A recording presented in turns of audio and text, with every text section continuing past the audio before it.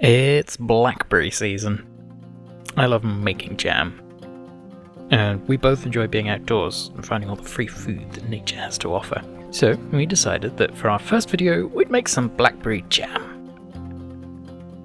We live near some excellent spots for blackberry picking, so it was just a matter of going out and getting some.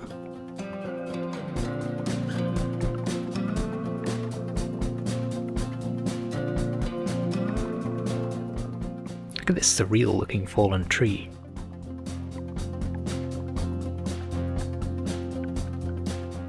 And these pretty flowers.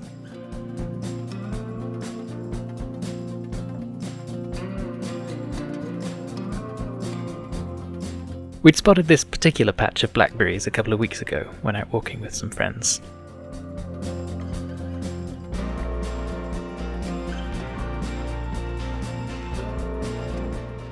Whilst picking, we made sure to leave plenty of berries for anyone else who wanted to pick at the same spot, as well as plenty for birds or other wildlife.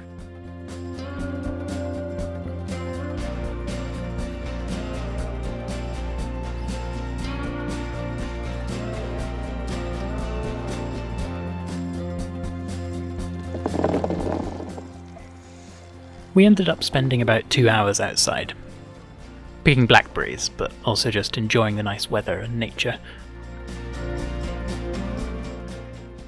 We even found some apple and pear trees on public land, so we might go back later in the year, see if we can pick 1 or 2 of those.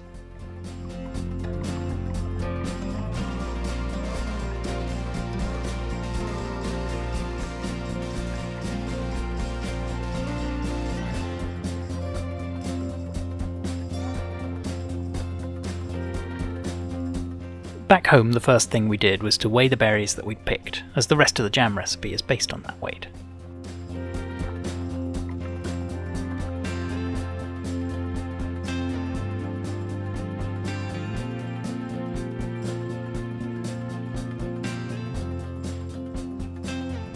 We have just over 1 kilo, or around 2 pounds of berries. Then we gave the berries a quick rinse by soaking them in water for about 10 minutes.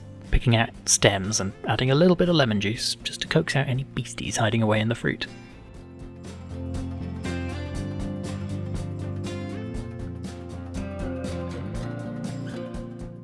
As you can see, this turned out to be a good idea.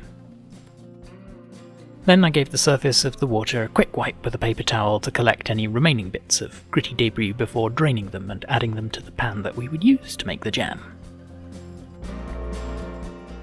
Many jam recipes use a 1-to-1 ratio of fruit to sugar, with some using as much as 2 parts sugar to 1 part fruit. But we like a fruitier jam, so we'll weigh out about half the weight of the fruit and sugar. So about 500 grams, or a bit over 1 pound.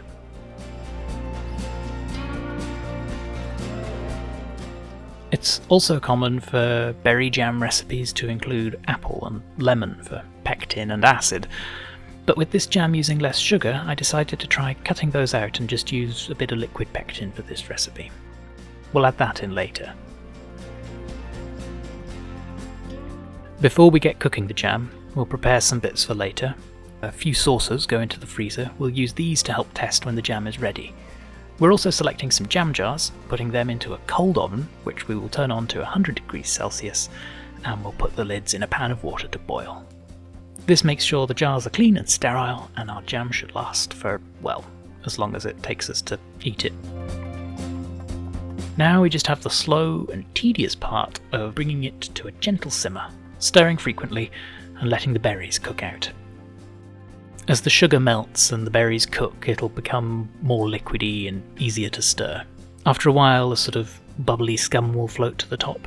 You can remove this if you want with a spoon, but I've noticed on recent batches of jam that it kind of just disappears after a while, so I let it disappear this time. Once the jam gets to this kind of consistency, we can add some pectin. We've added about 1 tablespoon into this jam. We'll then give the pectin a couple of minutes to begin to firm up, and then we can test it on the plates that we put in the freezer earlier. So we just drop a little bit of the jam mix onto a cold plate, turn the jam down to very, very low so that it's not continuing to cook too heavily, and then we wait a minute or two and give that a little nudge on the plate. And if it's making a little wrinkly texture, then that's it ready to set. If it's not, we leave it going for another few minutes, maybe 2 to 5 minutes, and test again. Once it starts making those wrinkles, it's time to turn off the heat, get the jars out of the oven, and fill them up.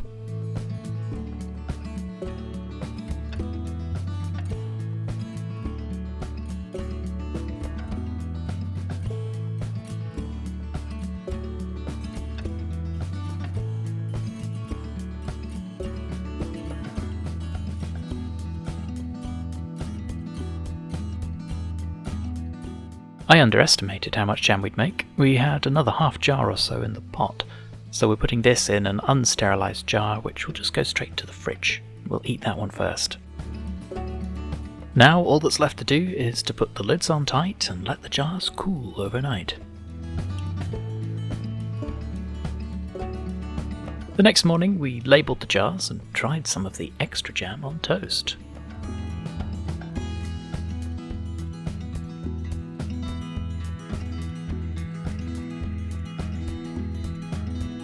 The consensus was yum. One of our quality control officers, Whiskey, also agreed that the fruit was good. Thanks for watching. We'll see you again soon. I've been Em. This has been Claudia. We're collecting hobbies. We hope you've enjoyed this video. We'd love to hear what you think of it, so leave a comment down below and subscribe for more of our little hobby adventures.